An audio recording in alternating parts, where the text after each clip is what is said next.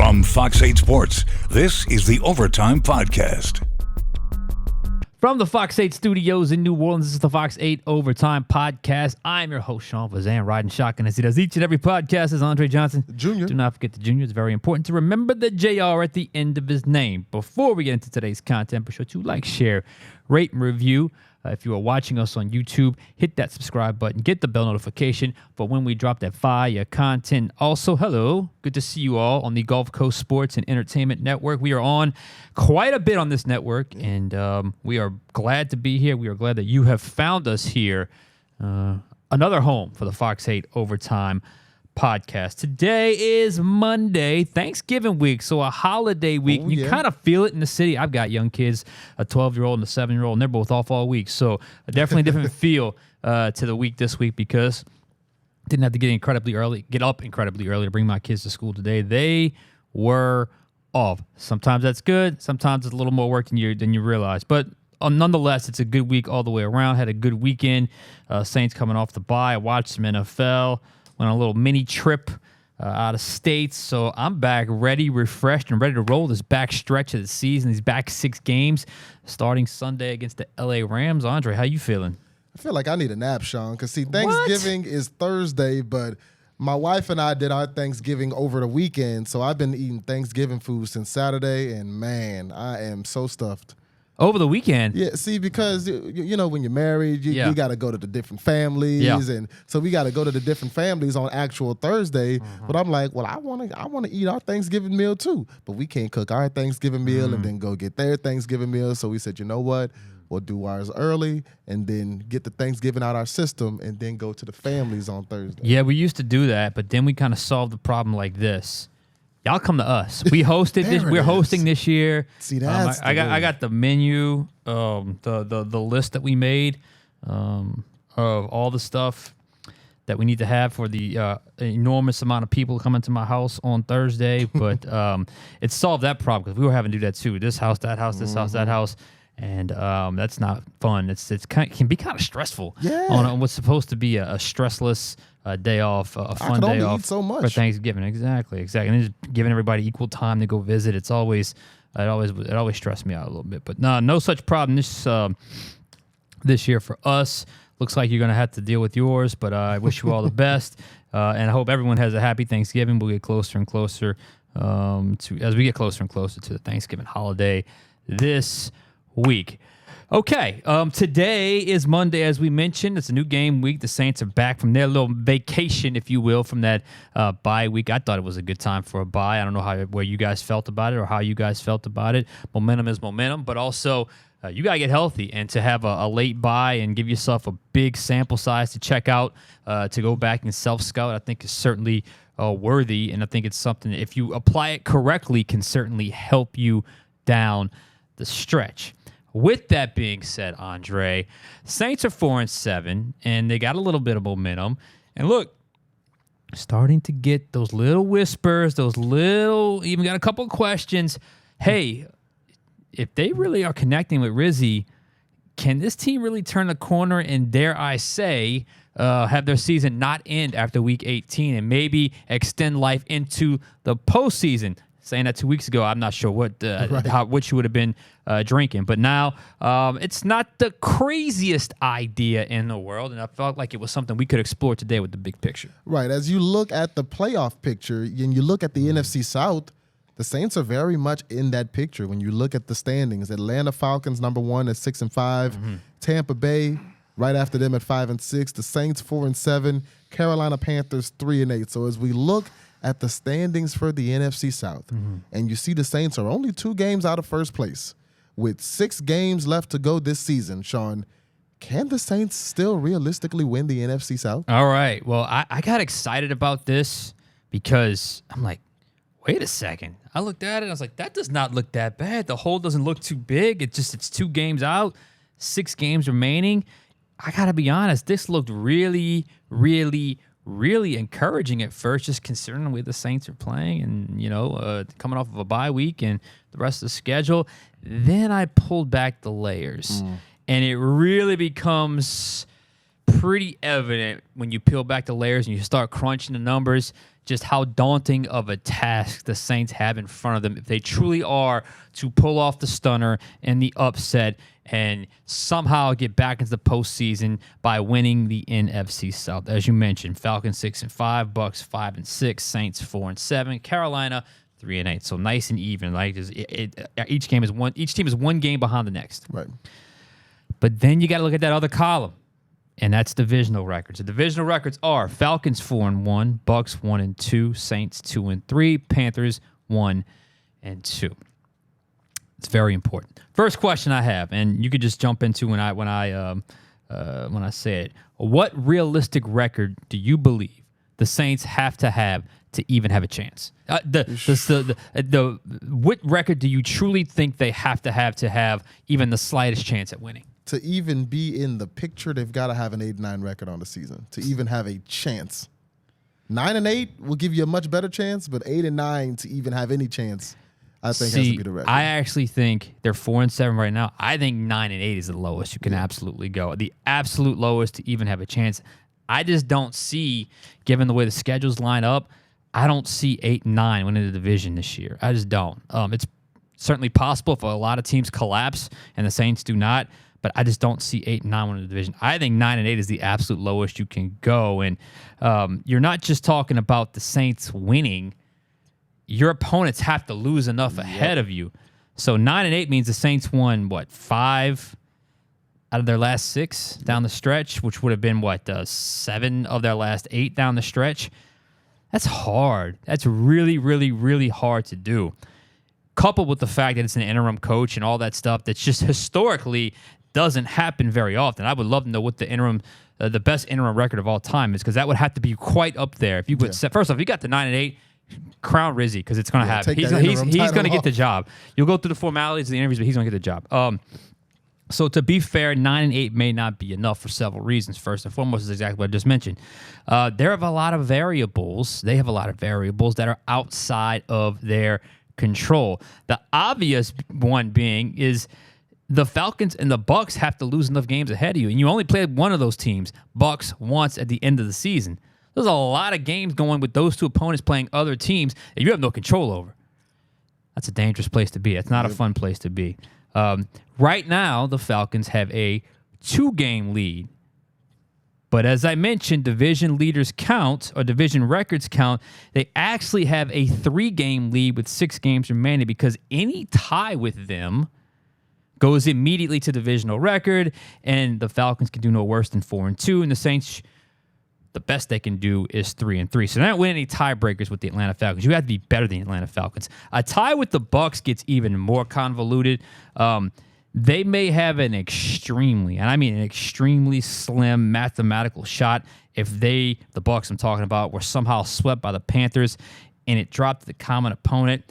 But it gets really analytical, and I still am not convinced, because I'm not convinced that they dropped that many games, they would even be a tie.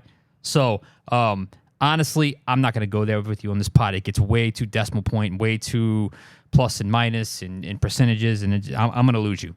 So let's just say, for the sake of this pod and for this argument, that the Saints basically have no tiebreakers working in their favor. Yeah.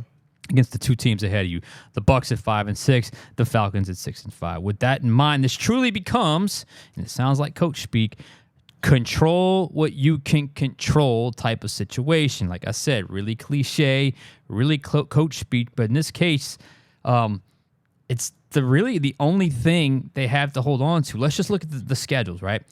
Falcons, they have the Chargers at home, at Minnesota, at the Raiders, Giants at home, at Washington, home at Carolina.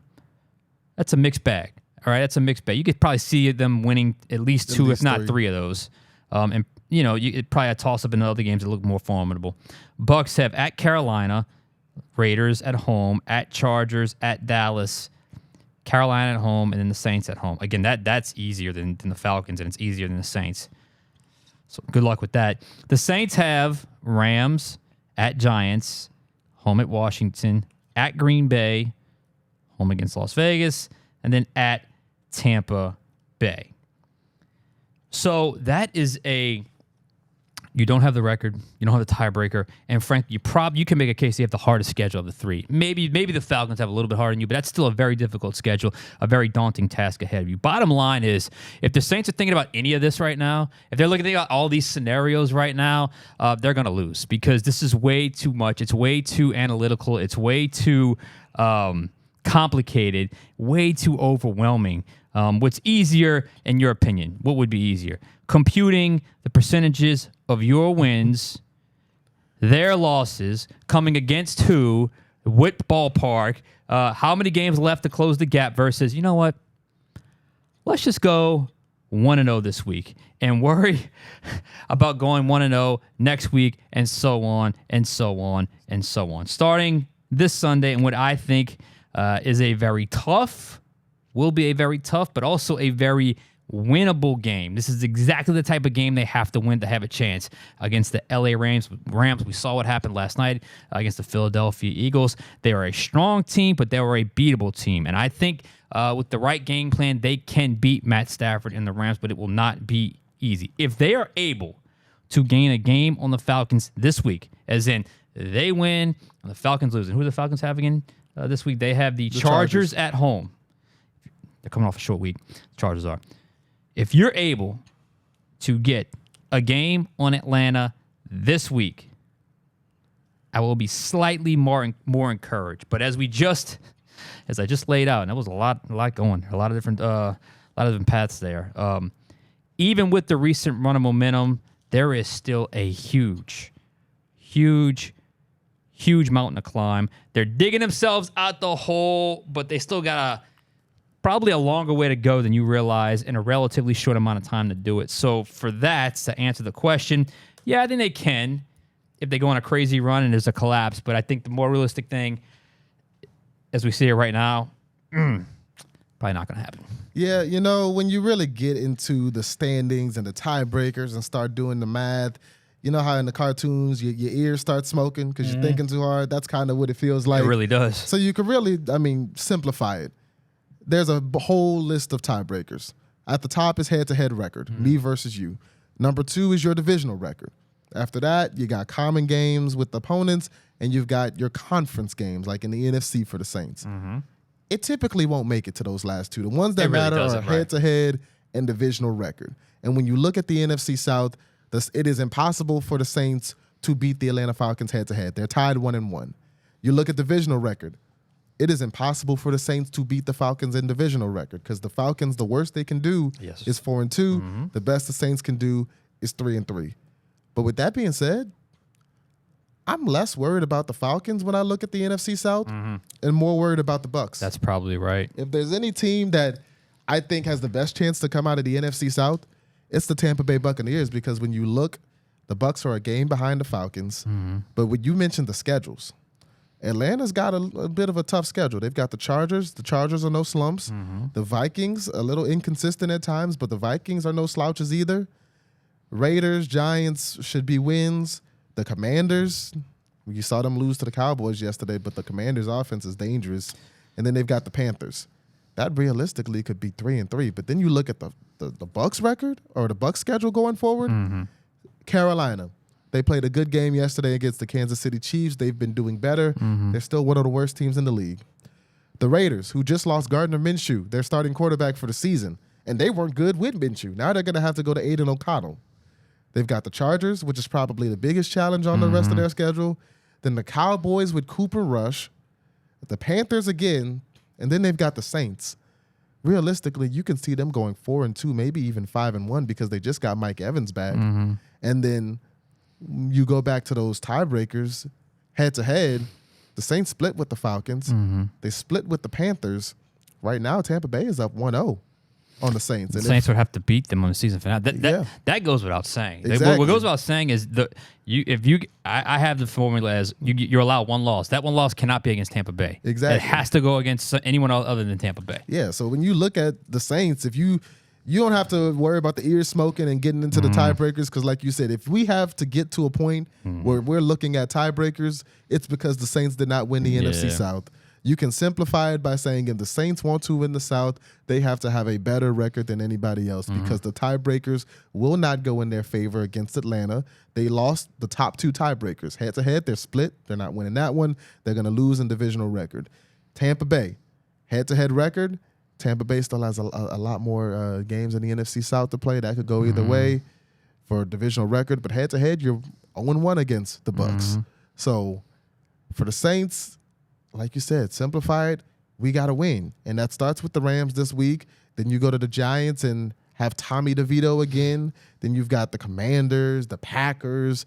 It's a tough schedule. You've got at least 4 tough teams on the schedule for the Saints when you look at the Rams, Commanders, the Packers, and the Bucks. So the Saints and Rizzy, they're really going to have to buckle down and finish this season strong if they want to be in the postseason. So I'm just doing the math in my head here. Like, I could see the Falcons going like 3-3 or 2-4 down the stretch, which would put them at, I'll give them 3-3. That's 9-8. Saints have to run the table. Yeah. Okay. I can see the Bucks going at worst 3-3, but probably more like 4-2. 4-2. Puts them at 9-8. Puts them at 9-8. And like I said, that tiebreaker with them was a little messy depending on who they lose to. Because if they win either of the games against Carolina, even this, well, what's the divisional record? 1-2. So if the Saints beat them and they split Carolina, then there's a chance. Yeah. They'd have to lose to the Panthers, though, and not many teams lose to the Well, Panthers. they play them twice. Well, except for the Saints. They lost. Yeah, when they play them twice, and then they have. You see how messy it gets? Like, you see how messy it gets? We're thinking out loud here. It's, it gets a little messy with the Bucks. Again, when I talked about the Bucks being convoluted earlier, that was with the assumption that they were sweeping Carolina, which I guess the Saints proved that's not always the smartest thing to do. And it gets even more messy if there's a 3-way tie at the top. Well, yeah, exactly. And if the Saints and the Bucks ended up with the same record, depending on who they lost to, and it somehow got down a common opponent. Again, it depends on who they would lose to. It gets really messy when you get down to that point because let's just say they both end up 9-8, but their losses, but they're both 3-3 in the division. Then it goes down to what? Common opponent at that point. Yep. Common opponent. Again, there's 6 opponents on this list. There's a lot, and that's why I said it gets really, really messy. I think the next one is conference record. Yeah. At that point, which if it gets down all the way to that, well, this thing got really, really messy. But I don't think it would get past common opponent. Even so, I still don't think the Saints will come out on top of that. Again, we'd have to go through a lot of math before we got to that. But nonetheless, you see why the Saints. It's not impossible, but I don't. Would you call it likely? No. No. Would you call it long shot? Yeah, I would still label it a long shot. The Saints winning the NFC South because the best case for them is to basically run the table, which is going to be very, very, very, very difficult for them to do. Again, not impossible, but not something that it's not something that would be easy headed down the stretch. So can the Saints still win the NFC South? Yeah, mathematically they're still very much alive, and you could still see a path that's unlikely, but not the most craziest thing that's ever happened in the NFL. But still, if you were like handicapping it right now, what would be the chances of winning the NFC South? What would you put it at? I'm gonna say 15. I was definitely gonna say between 10 and 15%. So definitely less than 20. So that's where the Saints are at with the NFC South. We got some questions about that. So that's why I wanted to do that topic or this topic with that pod today. So that would be interesting if the Saints were to somehow get on a roll. Now, one thing I will say this though, if it's by the Green Bay game, and this is still a possibility, that would have meant the Saints have been taking care of business. So that would certainly be a good thing. So we'll see what happens. But they've dug themselves in so far of a hole. Their margin for error is so small. You just can see them, fighting hard, a valiant effort, but coming up a little short. I'll just say this, like I said before, 9-8. They got to 9-8. I think Rizzy's the guy. I think Rizzy's the guy at that point. It comes back to winning the games you're supposed to win because we would be having a completely different conversation here if they finish off the Falcons in week 4. Or just beat the Panthers. Right, if they beat the Panthers the week before Dennis Allen got fired. If you finish off Philadelphia, we're having a very different conversation. In the NFC South, the road to the NFC South champion would run through New Orleans essentially. But Yeah. you don't finish those games off, and now we're sitting here having to do math on the podcast. Yeah, exactly. So just a minor correction for me because I said it would be a little convoluted if the Bucks, if it had dropped the common home. There is a scenario where they would have the same record, but the Saints could have a better division record. That's if Carolina was swept by the. Oh wait, if they were to? Let's see, they're 1-2. They would have to. Well, they got to get swept, right? They would have to get swept by Carolina and beat by the Saints. Okay, good luck with that. I'm not even sure what even come. I'm not even sure their overall record would be tied at that point. So, are y'all confused? Because I'm confused right now as well. It's just there's a lot of math, but that's the way it goes this time of year in the NFL. All right, we got any questions? Yeah, one person that's not confused is Antonio from Chalmette. He says, if Darren Rizzi does not get the head coaching job permanently, is it time for the Saints to go back to an offensive-minded head coach? I think a couple things. There's going to be two columns that they'll look at. What I don't think is going to happen is another sort of top lieutenant defensive-minded coach like Dennis Allen, who was a guy that had connections to the organization. What I think is going to happen, I think first and foremost, which would override X's and O's in any component, is there has to be a presence about this person. There has to be an unmistakable aura about this person. Think Dan Campbell with Detroit. There's plenty of examples of that. I don't know if it's going to, but if they go the X's and O's route, I think, yes, you would go young, offensive, assistant, up and coming. That's who you're willing to take a chance on, as opposed to kind of another Dennis Allen type or another maybe a guy's on the second opportunity. I don't think that's going to happen. A young up and coming defensive guy, maybe, if that person has a strong presence that can sort of override X's and O's. I mean, because there's certain coaches that certainly fit into that category, and I think that's what this organization needs more than anything. You know what? Rizzi's got a little bit of that. Rizzi's got a little bit of that magnetism, that personality, a little bit of that aura about him. I think that's what's going to happen. That's what's going to matter more than anything else is the aura, the personality, and then X's and O's. If they have to go on one category, it's going to be the offensive side of the ball. Yeah, I mean, it seems like ever since Sean McVay, everybody's kind of been looking for the next Sean McVay, and you've seen these young offensive coaches like McVay, like Shanahan. Andy Reid's not young, but Andy Reid, Dan Campbell. A lot of the top teams in the league are led by offensive coaches. And when you look at the mountain the Saints are going to have to climb back to national relevancy, back to being in the Super Bowl picture, on that route, you're going to need a new quarterback. You're going to eventually need a new running back. You've got two young receivers in Chris Olave and Rashid Shaheed. You're probably going to need some young pieces at tight end. And bringing in a young offensive coach to kind of grow with those people. I remember being in Cincinnati when Joe Burrow was drafted. I was in the Ohio area reporting, and so we were around the Bengals a lot. Joe Burrow went so hard behind Zach Taylor, a young offensive-minded head coach. And those two have kind of grown together. Yeah. And in that growth, they go to a Super Bowl. They go to an AFC championship game. And Joe Burrow and Zach Taylor have really been locked in Cincinnati. And even though they're not winning, the offense is doing what it's supposed to be doing, and I think that's the kind of mold that you picture if you're the Saints. And just I'm sure what the question's getting at, they probably want some names in that regard. Who fits into that Joe basket? Somebody Joe Brady would be number one. Familiar. Joe Brady would be number one. Already. Everybody here knows that name, and there would be genuine excitement about that name. I will tell you though, I don't know how he is from a big picture, stand in front of the room, motivate the entire team type person. I know he had a reputation of being somewhat reserved when he was at LSU. When he was here, he was the assistant of an assistant. So it wasn't like he really couldn't have a big personality and really do too much because he really just had to do what he was told here. So that name would pop up. I know Ben Johnson's name's going to pop up. Here's the thing. Ben Johnson is probably going to be the darling of this year's coaching class. So he's going to get the pick where he wants to go.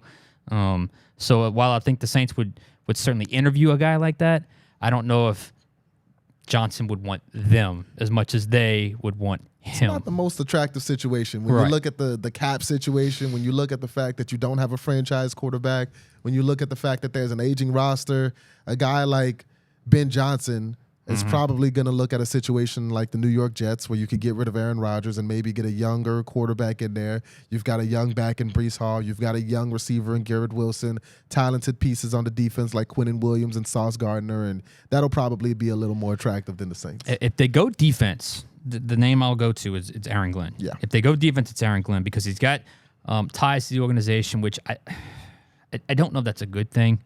But one thing I do like about Aaron Glenn is now he's been with Dan Campbell for a few years now, and so he's seen a couple of ways to get it done on a success. A couple of ways different done there. Come from the same family coaching tree, if you will, but it's been at two different spots, two different stops. So he's seen two different versions of the same family, if you will, the same sort of style.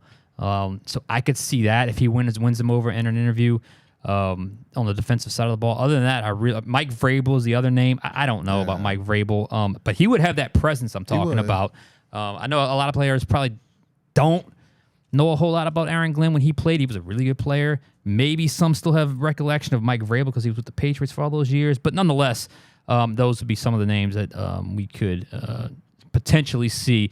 But right now, if they keep winning, Rizzy's going to become a very real option at some point. Do we have any time for another one? We have one last one because it's a yes or no question. Is Marquez Valdez-Scantling on the roster next year? Yes, I think they want him back on the roster next year. Absolutely. One-year deal. I think he is on the roster next year because what was the whole problem that we were talking about before the season and throughout the season? It was depth. You don't have a lot of depth on the offense. And when receivers started dropping, who are you plugging in? Even if you bring back Olave and Rashid healthy, you still need a three. Exactly. It helps to have that depth. A big play guy like MVS has proven to be. That's just it. I mean, you were searching, and lo and behold, you found him on the waiver wire with Marquez Valdez-Scantling, or they picked him up when he was cut from Buffalo. So I think he's a guy that's turning some heads, and I think he's a guy that's going to get a contract this offseason, but he's only on a one-year deal the rest of the year here with the Saints, so we'll see. I think the Saints like him, and there's still a long way to go with MVS. That question from Chuck Though out of Ponchatoula. All right, great question. All right. We only got a few seconds here, so we'll just go ahead and wrap it up here. So for Andre Johnson Jr., I am Sean Fazende. We will catch you guys next time on Overtime.